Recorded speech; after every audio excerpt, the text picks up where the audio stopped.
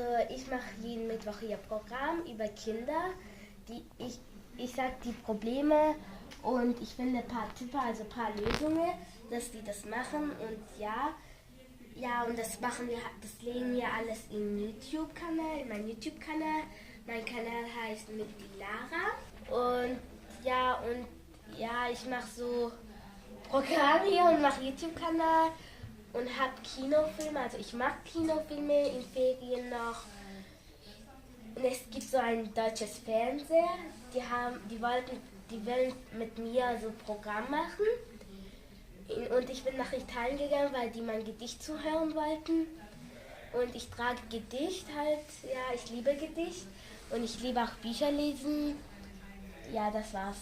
Und du bist hier in der Sendung bei der Wüstenwelle dabei. Eigentlich bist du das einzige Kind jetzt in dieser Sendung dabei. Ist das richtig?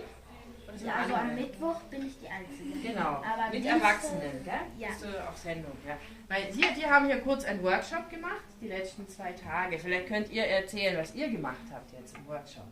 Mag jemand was sagen? Ja? Mhm. Also wir waren beim Aldi und haben Interviews habt ihr genau. gemacht, ja. Und dann heute haben wir dann noch die geschnitten und haben dann alles in Reihe. Okay, sonst noch was? Was habt ihr noch gemacht? Interviews? Umfragen? Okay, gut.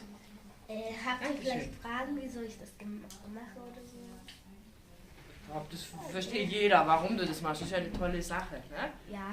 Okay, gut. Dankeschön. Danke euch. Okay. Ciao. Bye. Tschüss. Ciao.